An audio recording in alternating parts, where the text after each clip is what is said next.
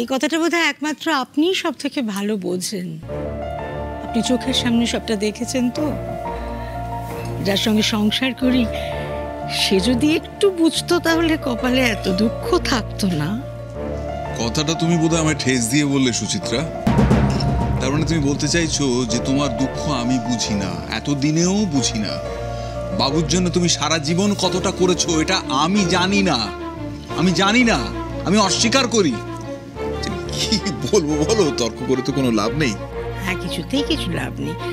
থাক, মেজ বৌমা সে কোথায়? হ্যাঁ, সবাই খেতে বসে গেছে, তার দেখা নেই কেন এখনো? সে মানে ফড়িং? হ্যাঁ, আমি তো বলেছিলাম সকালে ঘুম থেকে উঠে রান্নাঘরে চলে আসতে, তোমাকে হাতে হাতে সাহায্য করবে, শিখবে কাজকর্ম। এখন থেকে ওকে তোমার পাশে রাখবে, তোমাকে হেল্প করবে। ও সকাল সকাল বাড়িতে লোকজন কাজে বেরোয়, সময় মতো খাবার দিতে হয়, সেগুলো দেখবে, শিখবে, ওকে শেখাবে কিন্তু। হ্যাঁ মেজমা। হ্যাঁ তো ঠিক আছে, হ্যাঁ তো বলছো। কোথায় সে? তাকে ডাকো, আসেনি কেন এখনো? সে তো মানে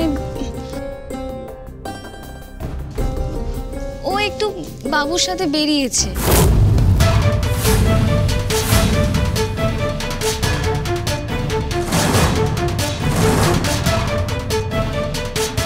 নেই মানে?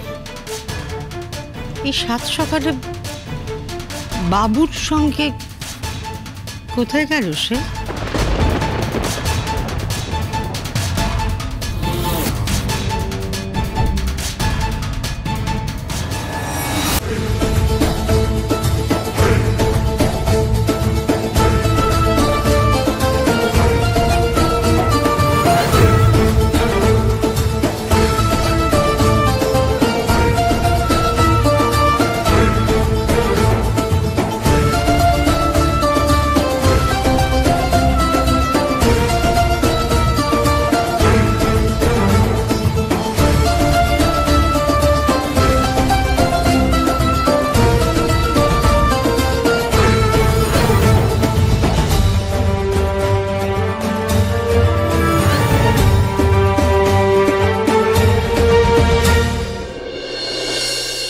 অনেকদিন পর জিমন্যাস্টিক করলাম, বুঝলি?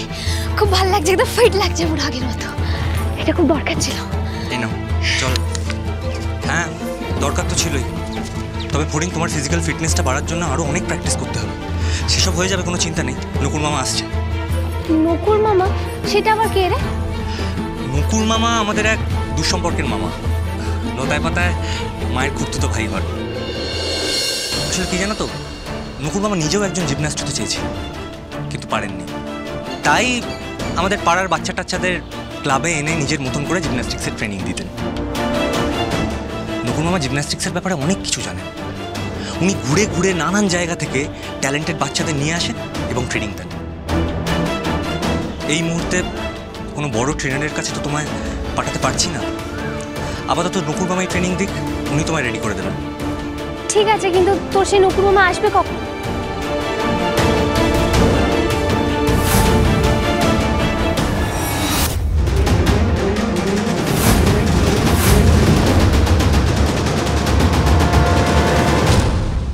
নির্মল, তোমার ব্ল্যাক কফি উইদাউট সুগার।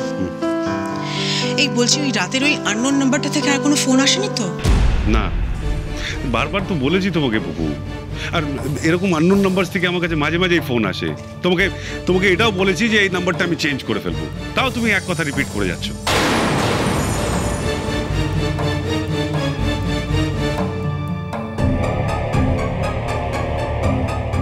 পুপু, সমস্যাটা কি বলতো?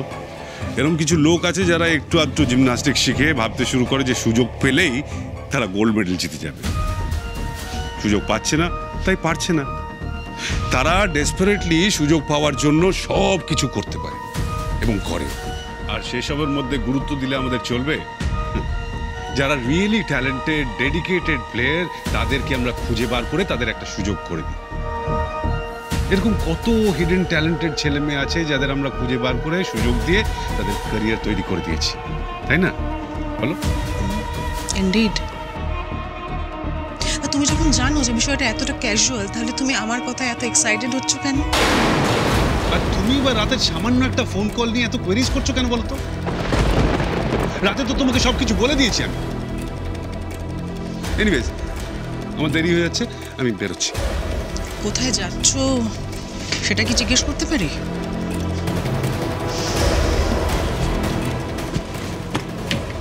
কোথায় আর যাবো? অ্যাসোসিয়েশনে যাব। আমার টুর্নামেন্ট আছে, I have to get prepared. আর হ্যাঁ, আমি দুদিন পরে একটু বাইরে যাব, কম্পিটিশন আছে। আমি এক্স্যাক্টলি এই কম্পিটিশনটা নিয়ে কথা বলতেই এসেছিলাম। তোমার তখন আমার সঙ্গে কোনো কথা বলার কোনো পেশেন্সই নেই। এনিওয়েজ, বাবিয়া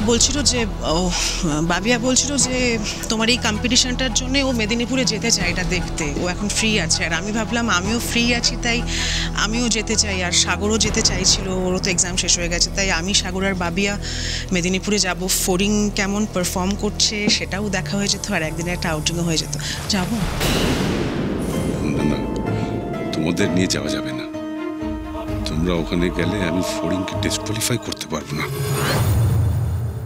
নির্মল, কি ভাবছো? আশ্চর্য কথা বলছো বাবু। বাবিয়ার এখানে অনেক কাজ আছে, তাকে তার কোর্স কমপ্লিট করতে হবে। আর তাছাড়া আমি ওখানে গিয়ে প্রচন্ড বিজি হয়ে যাব। তোমাদের অ্যাকোমোডেশন কি করতে পারবো সেটা আমি জানি না, তাই প্লিজ ওখানে গিয়ে ঝামেলা বাড়ি। আশ্চর্য, আমরা গেলে ঝামেলা বাড়বে? আমরা কি প্রথমবার যাচ্ছি নির্মল? আর তুমি যেখানে যাচ্ছ কম্পিটিশনে, সেখানে কি শুধু দর্শক হিসেবে আমরাই থাকবো? হাজার হাজার মানুষ থাকবে আরো। তাহলে আমরা গেলে অসুবিধাটা কোথায় আমি বুঝতে পারছি না তো। অসুবিধা আছে পুপু, কেন বুঝতে পারছো না তুমি সেটা? না, আমি বুঝতে পারছি না, আমাকে বুঝিয়ে বলো কোথায় অসুবিধা আছে। এর আগে বহুবার তোমার কম্পিটিশন দেখতে আমি আর বাবিয়া গিয়েছি, তুমি সেখানে ইন্সপায়ার হয়েছো, আমাদেরকে যেতে বলেছো বারবার করে। তাহলে এবার আপত্তি করছো কেন? অন্য কোনো সমস্যা আছে? সবকিছুর মধ্যে যদি তুমি অন্য কিছু খোঁজার চেষ্টা করো, সেটাই হচ্ছে সবচেয়ে বড় সমস্যা। এনিওয়েজ, তোমরা এখন যেতে চাইছো, যাও। ওকে, তবে তোমাদের যদি কোনো প্রবলেম না থাকে তাহলে আমারও কোনো প্রবলেম নেই। ওকে, ওকে, বেরোচ্ছি। Bye bye.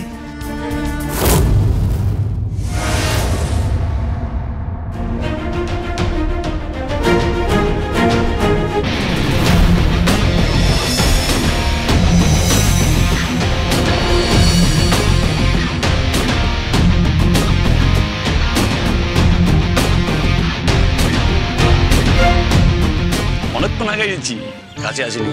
দূর থেকে এরা দিয়ে তো লম্পজম্প দেখছিলাম।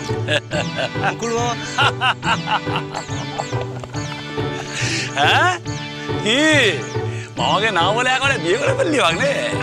কি করবো বলো, এমন হঠাৎ করে ব্যাপারটা হলো, কাউকে জানাবার সময় পাই না। আরে জানি, সব জানি, সব খবর রাখি। তবে একটা কথা বলি, ওপরওয়ালা কিন্তু মুখ তুলে চেয়েছে ভাগ্নে।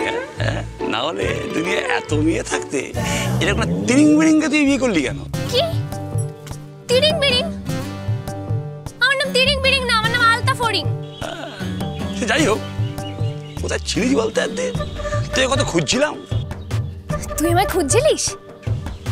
ইরে, আমাকে তুই বলছিস? হ্যাঁ,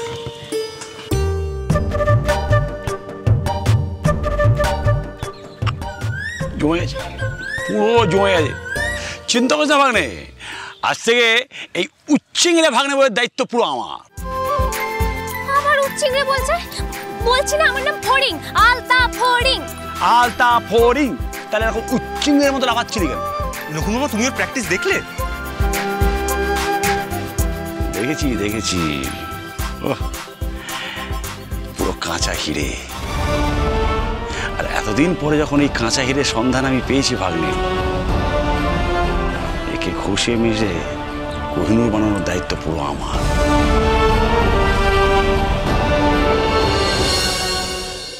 মেদিনীপুরে 3 দিন বাদে একটা জিমন্যাস্টিক্স কম্পিটিশন আছে।